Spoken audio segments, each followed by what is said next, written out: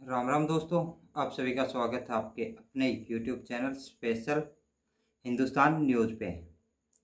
तो दोस्तों बात करते हैं कोविशील्ड के बाद अब कोवैक्सीन के सर्टिफिकेट भी सामने आने लगे हैं। एक स्टडी के अंदर दावा किया गया है कि कोवैक्सीन में सांस का इन्फेक्शन और ब्लड क्लॉटिंग के मामले दिखे हैं। बनारस हिंदू यूनिवर्सिटी में इसके ऊपर रिसर्च की गई है।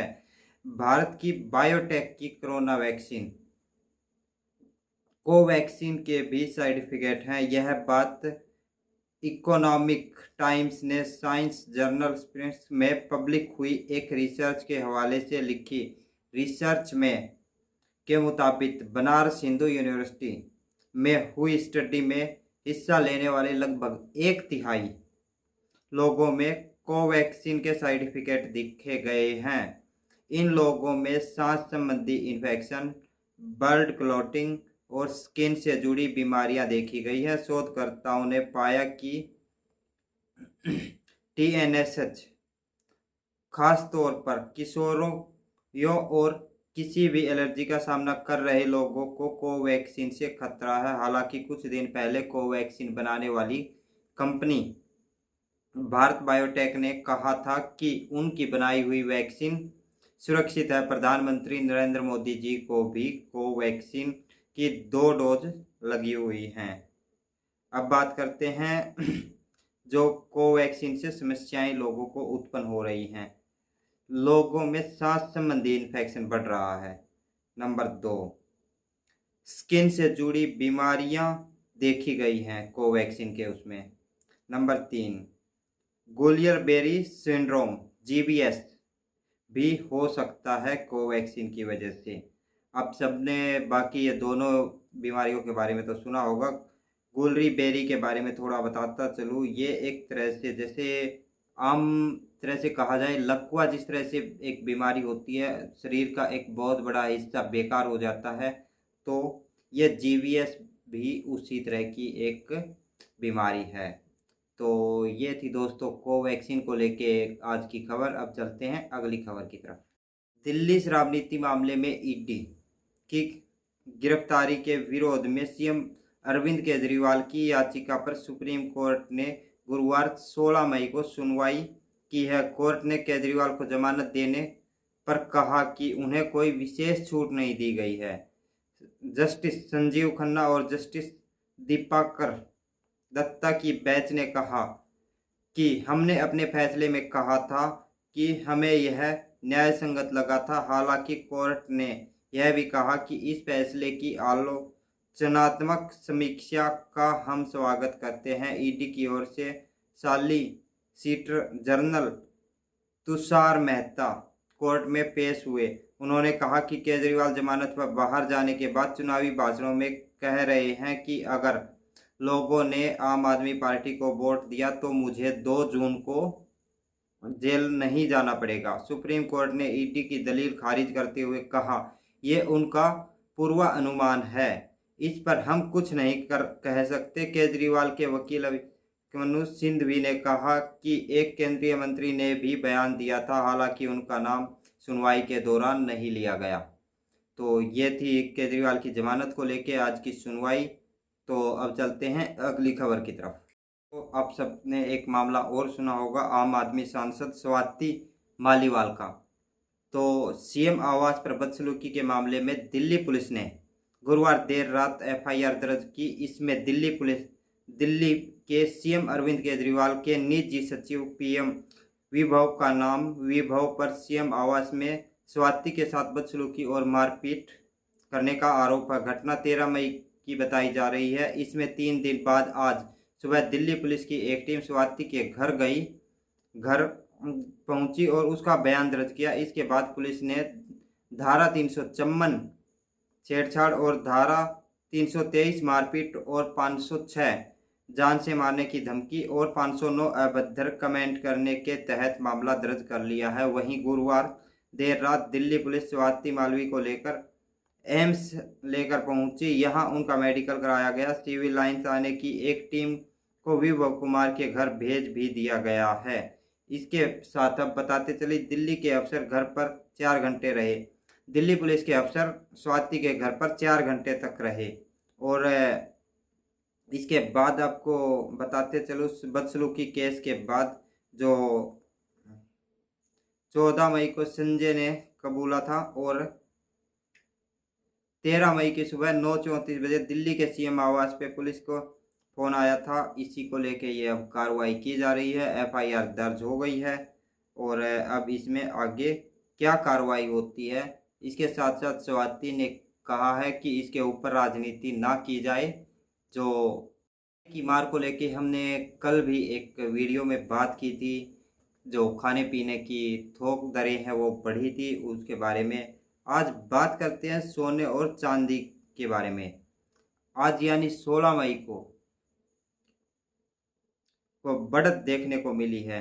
इंडिया बुलेटिन और ज्वेलर्स एसोसिएशन की वेबसाइट के मुताबिक कारोबार के दौरान 10 ग्राम सोना और 541 रुपये महंगा होकर 73,475 रुपये का हो गया है।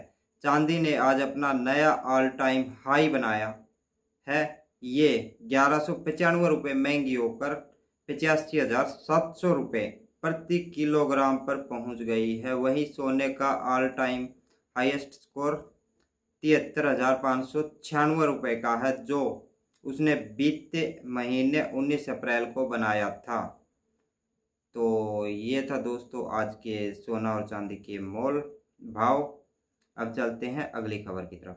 प्रधानमंत्री नरेंद्र मोदी ने गुरुवार को यूपी में 4 चुनावी रैलियां की।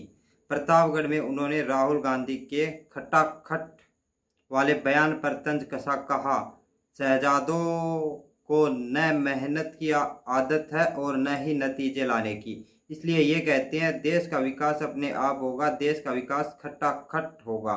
उन्होंने कहा, ये सोचते हैं कि भारत आत्मनिर्भर अपने आप बन जाएगा और पूछो तो कहते हैं खटाखट।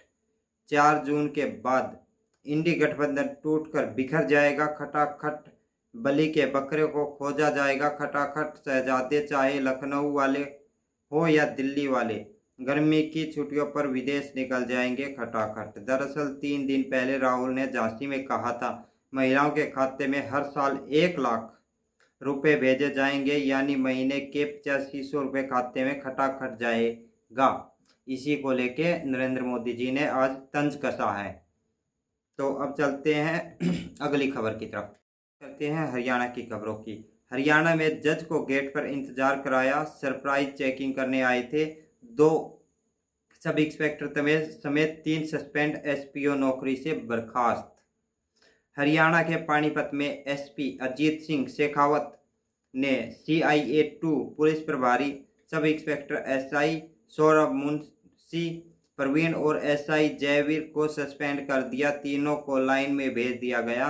इसके अलावा CIA के संतरी स्पेशल पुलिस ऑफिसर SPO को नौकरी से हटा दिया गया।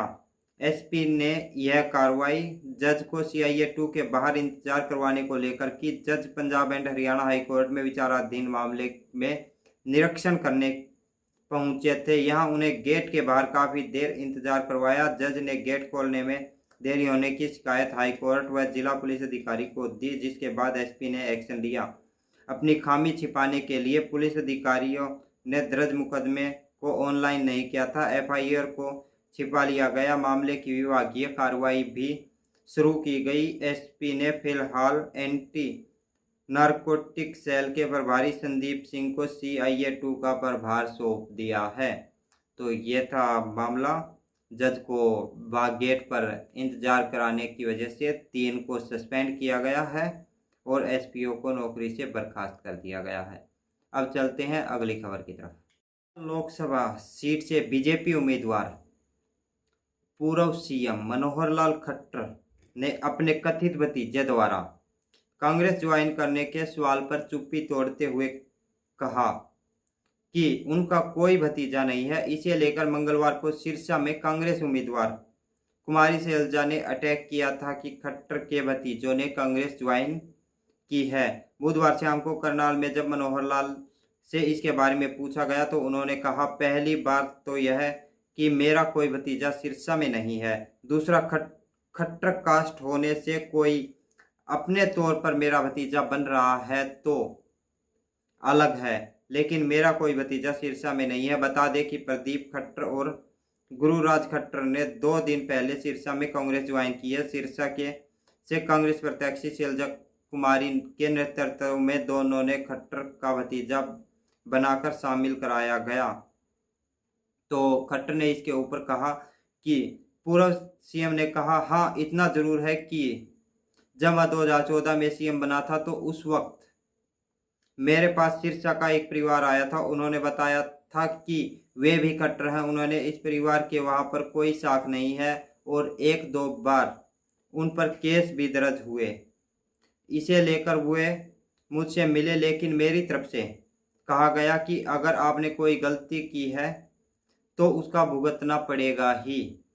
इसके बाद उनमें कुछ नाराजगी हो गई। अब कोई गलत काम करेगा और वह खट्टर गोत्र की आड़ लेगा तो वह गलत है, मैं इसे की निंदा करता हूँ। तो ये खट्टर का बयान था जो उनके भतीजों को शैलजा ने वहाँ पे ज्वाइन करवाया उसको लेके। तो वो सिरे से खारिज कर दिया है खट्टर साहब ने कि वो मेरे भतीजे नहीं हैं। तो अब चलते हैं अगली खबर की तरफ। कल आपको मैंने एक ऐसे पाकिस्तानी बिजनेसमैन से मिलाया था जो भारत की तारीफ कर रहा था। हालांकि ऐसा बहुत कम होता है कि कोई भी पाकिस्तानी भारत की तारीफ करे। आज फिर आपको बताता चलूँ, पाकिस्तानी सांसद बोले दुनिया चांद पर है और हमारे बच्चे गटर में गिरे हुए हैं। कहा आज टॉप 25 कंपनियों के सीईओ भारतीय हैं। पाकिस्तानी नेताओं को नींद नहीं आनी चाहिए क्योंकि भारत पाकिस्तान में इतनी बेरोजगारी और अनपढ़ता है उसको देखते हुए। तो अब करते हैं विस्तार से इस खबर के बारे में। पाकिस्तान के सांसद सैयद मुश्ताक कलाम ने नेशनल असेंबली में भारत की शिक्षा व्यवस्था की तुलना पाकिस्तान की शिक्षा व्यवस्था से की। उन्होंने कहा जहां एक तरफ दुनिया चांद पर जा रही है वहीं दूसरी तरफ कराची के बच्चे गटर में गिरकर मर रहे हैं। सैयद मुस्तफ़ा ने कहा 30 साल पहले हमारे पड़ोसी भारत ने अपने बच्चों को वह सिखाया जिसकी आज पूरी दुनिया में मांग है। आज टॉप 25 कंपनियों के सीईओ भारतीय हैं। आज अगर भारत तरक्की कर रहा है तो उसकी वजह यह है कि वहाँ वो सिखाया गया जो ज़रूरी था। पाकिस्तान का आईटी एक्सपोर्ट आज $7 अरब है जबकि भारत का आईटी एक्सपोर्ट $270 अरब है। तो ये बातें कही। भारत की साक्षरता को देखते हुए यहाँ के नेताओं को नींद नहीं आनी चाहिए, ये भी उन्होंने कहा। पहली बार कोई पाकिस्तान का नेता भारत की तारीफ करते हुए मैंने सुना है अपनी लाइफ में। तो दोस्तों ये थी वीडियो, आप लोगों को कैसी लगी? अगर अच्छी लगी हो तो वीडियो को लाइक करो, शेयर करो, चैनल को सब्सक्राइब करो। मिलते हैं नेक्स्ट वीडियो में, तब तक के लिए जय हिंद, वंदे मातरम, भारत माता की जय। जय श्री राम, हर हर महादेव।